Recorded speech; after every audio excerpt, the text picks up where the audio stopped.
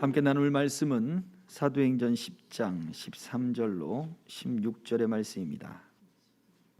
또 소리가 있으되 베드로야 일어나 잡아 먹어라 하거늘 베드로가 이르되 주여 그럴 수 없나이다.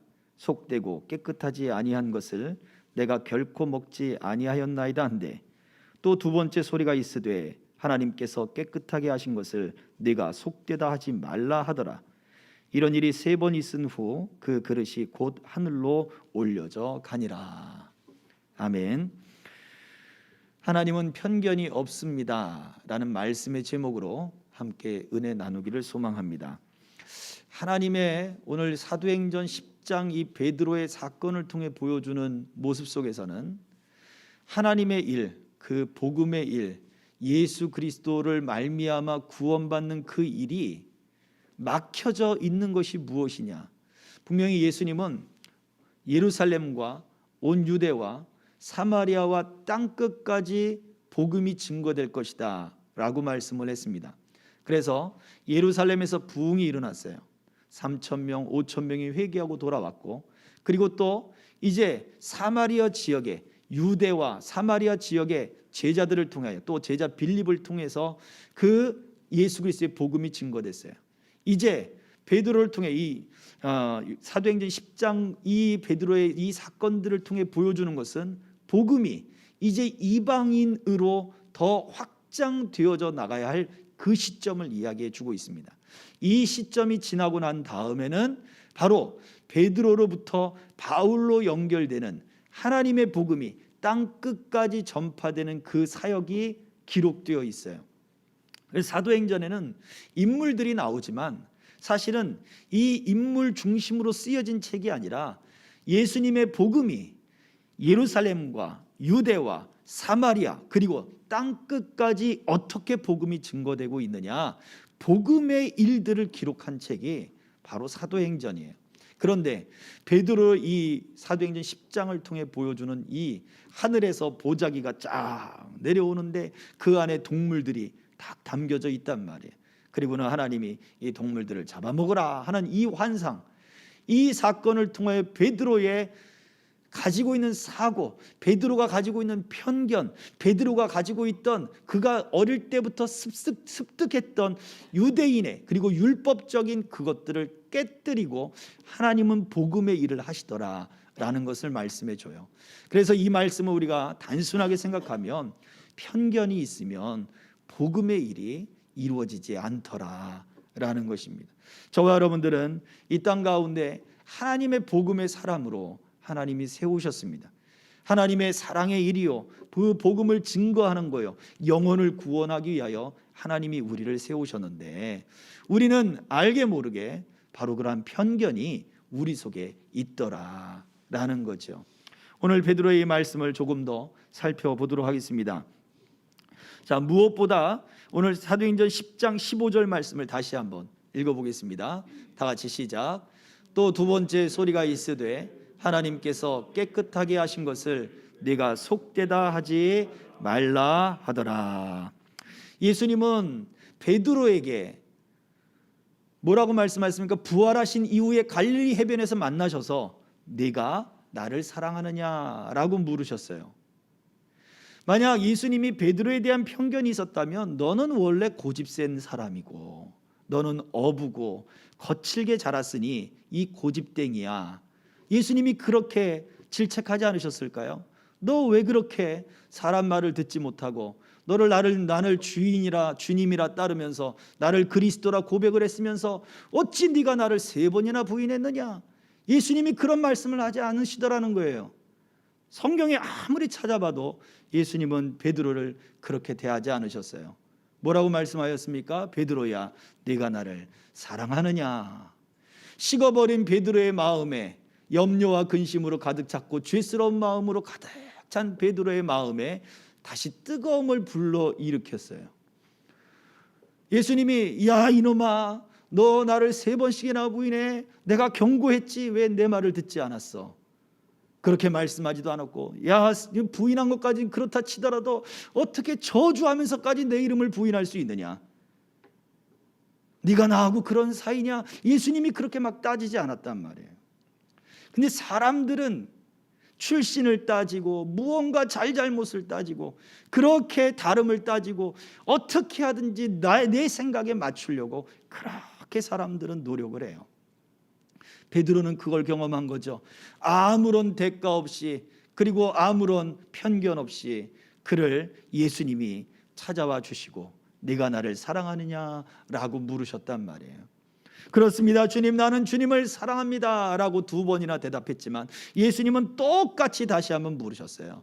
베드로야, 네가 나를 사랑하느냐. 다 아시잖아요. 그때 베드로가 어떻게 했습니까? 근심하며 주님께 대답합니다. 내가 정말로 주님을 사랑하는가? 내가 정말로 내 안에 정말로 주님을 사랑하는가? 예수님이 묻고자 하는 것은 무엇인가? 근심하기 시작했어요. 그러나 답은 똑같았어요. 그렇습니다, 주님. 내가 주님을 사랑하는 줄 주께서 아십니다. 이 3번째 대답을 통하여 베드로 안에 있던 염려와 근심과, 그리고 베드로조차도 예수님이 나를 이제는 사랑하지 않으실 거야, 예수님이 나를 이제는 부르지 않으실 거야 했던 그러한 편견들이 다 깨져버리고 그 안에서 사랑의 고백이 그냥 용솟음치며 팍 올라오지 않겠습니까? 그리고는 사명이 그에게 주어진 거죠. 생각해 보세요. 만약 우리가 예수 그리스도를 믿을 때 예수님이 우리를 지금 이 자리에 세워주시고 지금 우리에게 복을 주실 때, 우리에게 건강을 주실 때, 우리에게 삶을 주실 때 만약 주님이 우리를 향한 편견이 있었다면 우리를 어떻게 보셨겠느냐 이거예요. 에베소 2장 1절에서는 허물과 죄로 우리가 죽었다라고 말했어요. 죽을 수밖에 없는 존재가 아니라 이미 죄로 죽었던 존재라고 이야기하고 있단 말이죠. 그 존재를 보고 사랑할 수 있다고요? 너는 죄가 많아서 너는 내게로 올 수가 없어. 너는 내 일을 할 수 없어. 만약 하나님이 편견을 갖고 있다, 우리 주님이 편견을 갖고 있다 그런다면 이렇게 말씀하시지 않겠냐고요. 여러분 자신을 보십시오. 얼마나 여러분의 자신이, 저 스스로도 그래요. 저 스스로도 참 부족한 사람이다, 참 혈기 많은 사람이다, 욱하는 사람이다, 참 그릇이 작다, 뭐 이런 생각들이 수도 없이 들어오는 사람이란 말이에요. 하나님 앞에 우리 자신을 놓고 보자고요. 그때 우리는 어떤 마음이 들겠냐고요. 그러나 하나님은 우리를 편견 없이 대하고 계신다는 사실이에요. 왜 그럴까요? 그 첫 번째가 말씀드린 대로 편견은 복음의 일을 가로막기 때문에 그래요. 하나님은 이 복음의 일들을 이루기를 원하십니다. 사도행전 10장 13절 14절 말씀을 한번 읽어봅시다. 다 같이. 또 소리가 있으되 베드로야 일어나 잡아먹으라 하거늘 베드로가 이르되 주여 그럴 수 없나이다. 속되고 깨끗하지 아니한 것을 내가 결코 먹지 아니하였나이다. 안 먹겠습니다 라고 하는 것이 아니라 나는 절대 먹지 않았습니다. 베드로는 유대인 중에 유대인인 거죠. 바울 사도는 다소성이라고 하는 유대 지역이 아닌 다른 어떤 그 도시에서 태어났단 말이죠. 그래서 바울 사도는 나는 유대인 중에 유대인이다라고 자기를 변론해야 됐기 때문에 이 말을 썼어요. 그럼 베드로는 이 말을 쓸 이유가 없어요. 왜요? 유대 지역에서 태어났잖아요. 그래서 나는 누가 뭐래도 유대인인 거예요. 그 지역 출신이란 말이에요. 나는 어릴 때부터 율법에 그런 몸소 율법을 자랐고 몸소 율법의 생활을 했고 율법적인 삶으로 나는 이런 속되고 깨끗하지 않은 동물을 나는 먹은 적이 없습니다. 주님, 결코 나는 먹은 적이 없습니다. 그러니 지금도 이제 안 먹을 것입니다 라고 말을 했지요. 근데 하나님은 그에게 말씀하셨어요.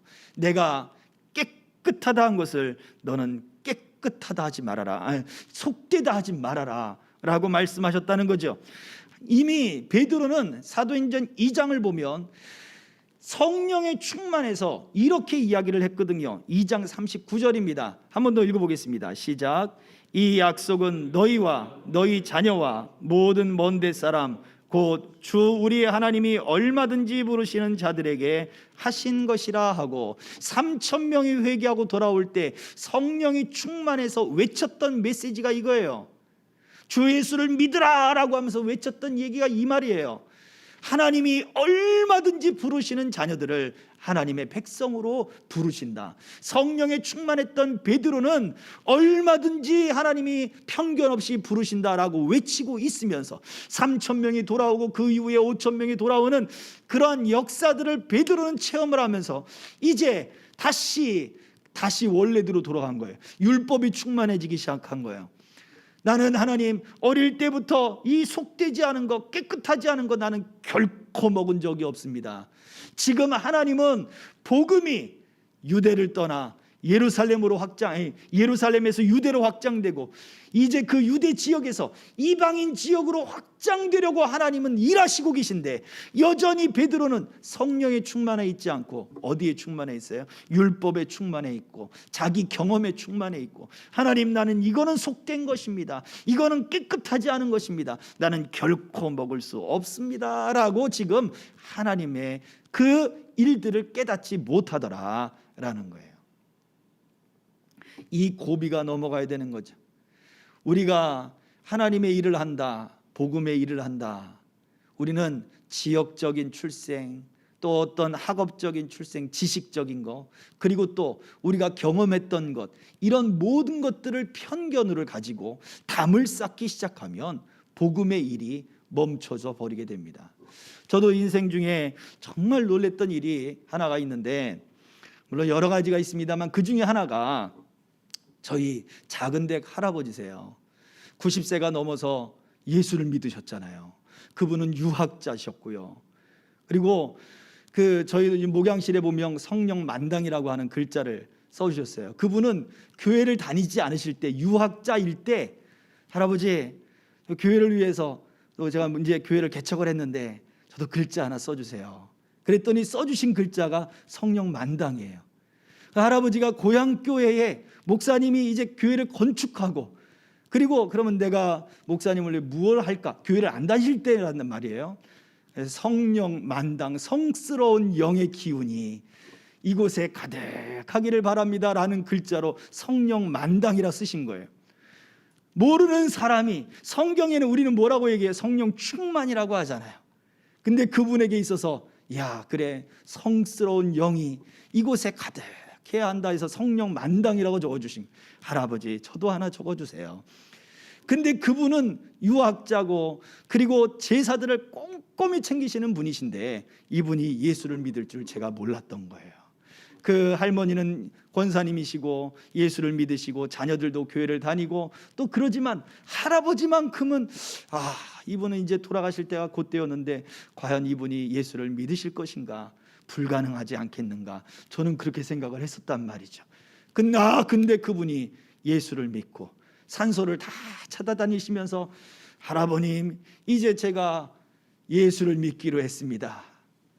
할아버님께 제가 산소를 찾아다니시면서 술 한잔 올리는 것이 이번이 마지막입니다, 저를 용서해 주십시오 하고 산소에 가서 술 한잔 따라드리고 절 한번 하고, 그리고 그 다음부터는 제사를 싹 없애버리시고 예배로 바꾸시고, 제가 갈 때마다 기도시키시고 갈 때마다 예배 인도해달라고 하시고, 그리고 갈 때마다 너무 좋아해 주시는 거예요.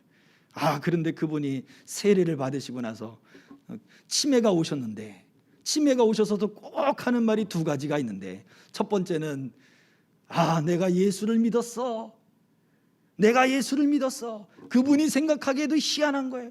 두 번째 얘기하는 것은 내가 세례까지 받았어. 그리고 나서 이제 얼마 안 있다가 소천하셨습니다. 장례에 또 예배를 인도했습니다. 가족들이 요청을 해서, 물론 모든 예배를 다 인도하지는 않았지만 참 은혜롭고, 또 그분들이 지금도 저희 삼촌들이고 고모들인데 지금까지도 너무나 고맙고하고 하는 그러한 모습이 있습니다. 우리가 가지고 있는 편견이 복음의 일을 막더라라는 거예요. 하나님은 얼마든지 부르십니다.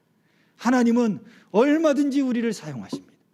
그래서 우리가 가져야 할 것은, 왜 우리에게 하나님의 능력, 믿음의 능력, 그 일들이 막혀 있을까 할 때, 우리가 가지고 있는 편견, 우리가 가지고 있는 쌓아올린 어느덧 생겨버린 담들이 그 하나님의 일들을 막고 있더라라는 것입니다. 두 번째, 이 편견은 오직 분쟁을 일으키는 그 분쟁의 씨앗만이 된다는 거예요. 고린도전서 1장 27절과 28절의 말씀을 보도록 하겠습니다. 다 같이. 그러나 하나님께서 세상에 미련한 것들을 택하사 지혜 있는 자들을 부끄럽게 하려 하시고 세상에 약한 것들을 택하사 강한 것들을 부끄럽게 하려 하시며 하나님께서 세상에 천한 것들과 멸시받는 것들과 없는 것들을 택하사 있는 것들을 폐하려 하시나니.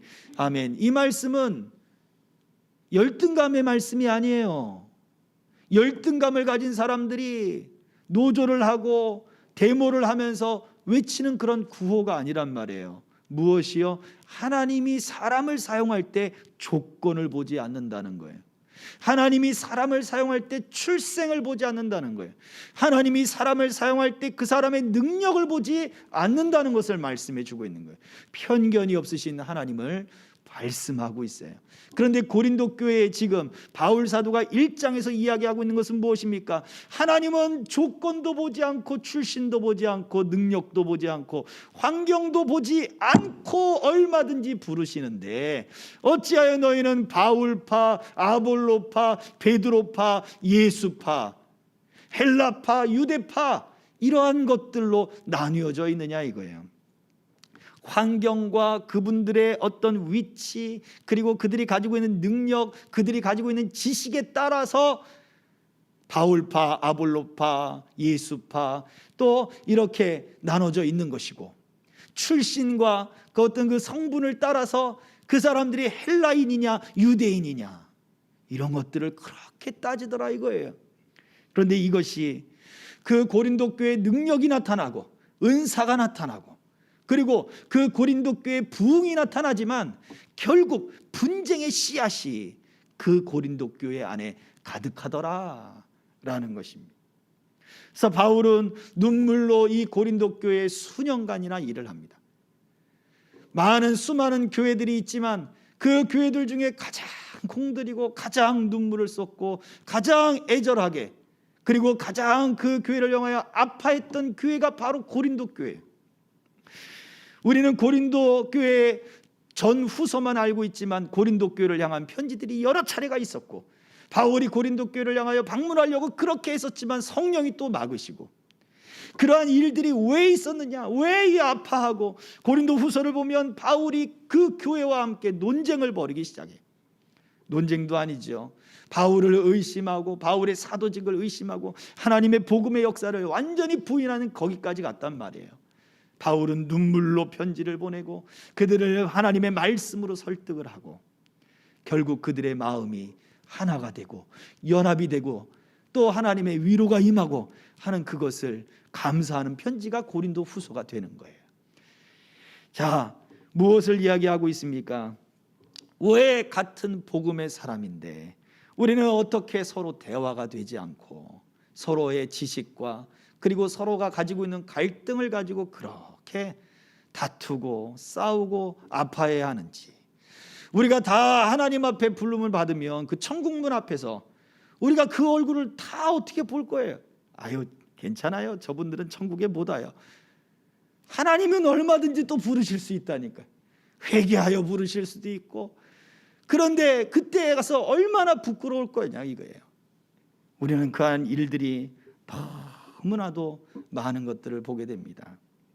하나님의 이 복음의 능력, 하나님의 일들이 이 편견으로 막혀지고 하나님의 아름다웠던 그 교회가 이 편견으로 말미암아 쓴뿌리가 나고 틈이 갈라지고 그 틈으로 빗물이 새들어오는 것처럼 세상에 제가 교회를 관리하다가 비가 이렇게 새길래 올라가 봤어요. 옥상에 어디서 빗물이 새는가. 세상에 그 옥상 그 콘크리트 그 옥상 면이 있고 옆에 세우는 그걸 뭐라 그러죠? 아무튼 그 이게 그 난간 그 사이가 있어요. 평평하고 그리고 난간이 있는데 그 난간 사이에 흙이 이렇게 쌓여서 거기에 나무가 이제 자란 거예요. 근데 그 나무가 점점 자라더라고. 이상하다. 흙이 쌓였으면 흙이 얕아서 금방 나무가 죽어야 되잖아요. 근데 나무가 잘 자랐더라고요. 이상하다. 나무가 어떻게 이렇게 잘 자라지? 한 이만큼 자랐더라고요. 흙은 요만한데 이상하다 하고 나무를 붙들고 쭉 뽑았어요. 신봤다. 뿌리가 이만해. 건물의 틈 사이로 뿌리가 파고 들어간 거예요. 물을 찾으려고. 그러니 나무가 그 틈 사이로 비집고 들어오니 물은 얼마나 더 들어오겠냐고요. 어느 순간부터 물이 칼칼칼칼 쏟아지는 거예요. 벽을 타고. 여러분, 우리가 쓴뿌리가 나는 이러한 분쟁의 모습들은 이와 별반 다를 것이 없습니다. 편견의 시작이 우리로 하여금 쓴뿌리가 나게 하고 복음의 일을 막고 아름다웠던 복음의 일들 가운데 그것이 쓰게 만들고 복되지 않게 하는 그러한 일들을 갖게 하더라라는 것입니다.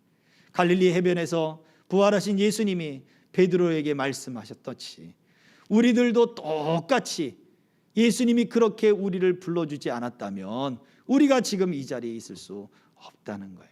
그 은혜 가운데 있을 수 없다는 거예요.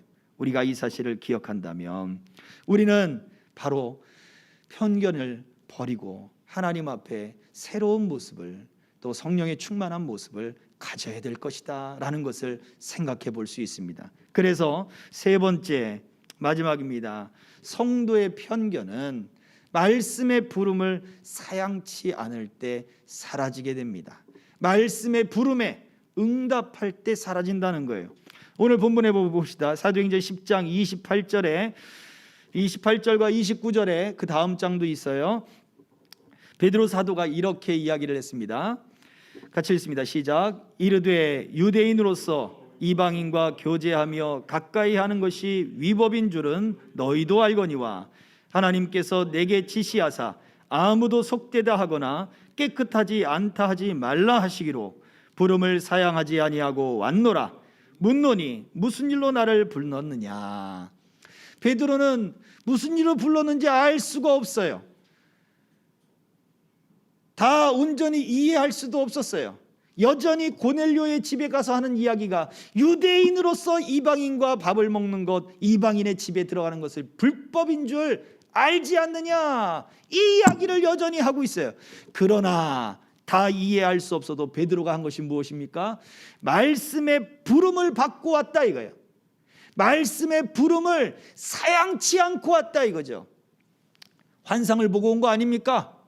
그래요. 환상을 봤죠. 그러나 그 환상이 시작될 때 성경은 무엇부터 얘기하냐면 베드로가 기도할 때 배가 고픈지라 그랬어요. 배가 고픈 것을 하나님은 매개체로, 그걸 도구로 하나님이 환상을 보여주신 거예요. 배가 고프니까 어때요?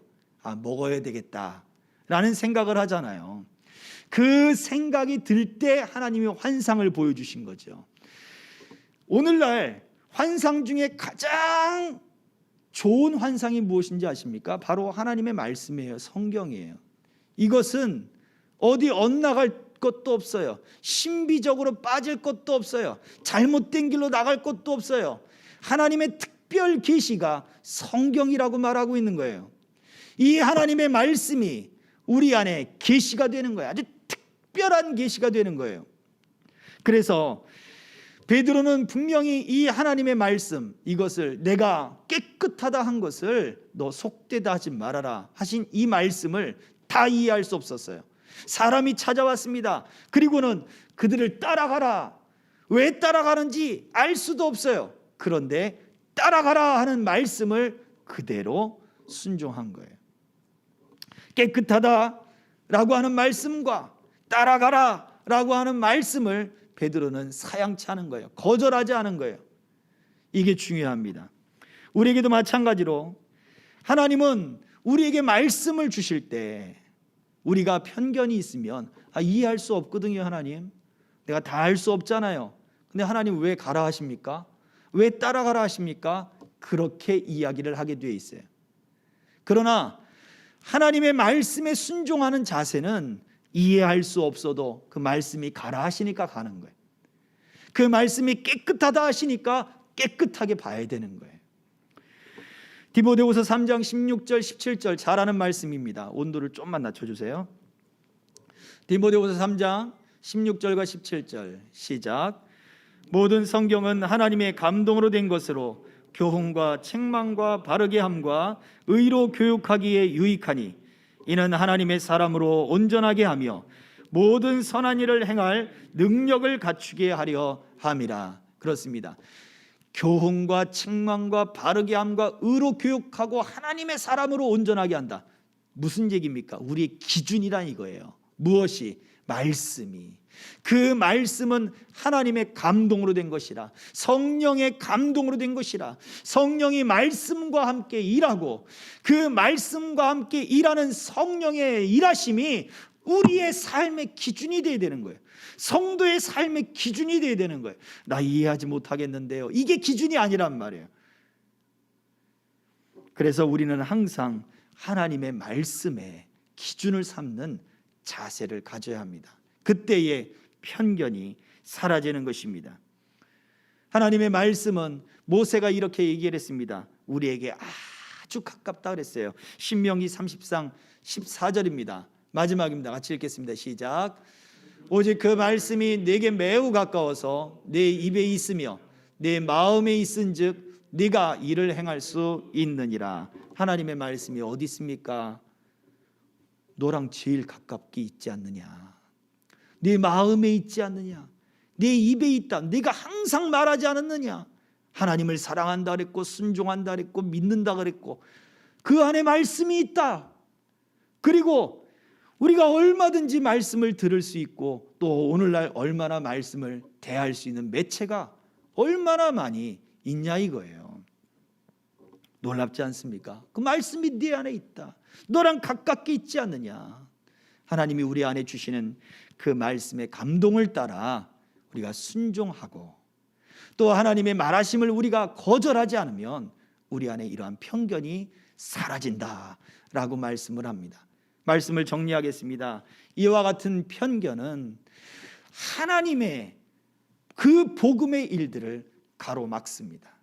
하나님은 아무런 편견과 차별 없이 우리를 부르셨다는 사실을 기억해야 돼요. 그것이 우리가 교회가 세워지고 예수 그리스도의 몸을 세우는 바로 그 역사가 되는 것이다. 복음이 확장이 되고 하나님이 계획한 대로 그 복음의 일들이 펼쳐져 나가는 바로 그 일이 된다라고 말씀을 하고 있어요. 베드로 사도는 성령이 충만해서 외쳤었죠. 그런데 여전히 성령의 충만함이 그에게 나타나지 않을 때, 율법이 충만할 때 그는 또다시 율법적인 자기의 삶을 이야기하기 시작했어요. 우리는 오직 말씀을 기준으로 삼고 성령이 우리 안에 늘 감동 주셔서 내 안에 담겨있는 말씀이 나를 이끌 수 있도록 그 말씀에 순종하는 그 삶의 자세가 더욱더 있어져야 될 줄로 믿습니다. 2023년도에 이러한 믿음의 일들을 우리가 더 풍성히 경험하려면 이러한 모든 편견이 사라져 하나님의 일하심을 더욱더 바라볼 수 있는 저와 여러분들 되시기를 주의 이름으로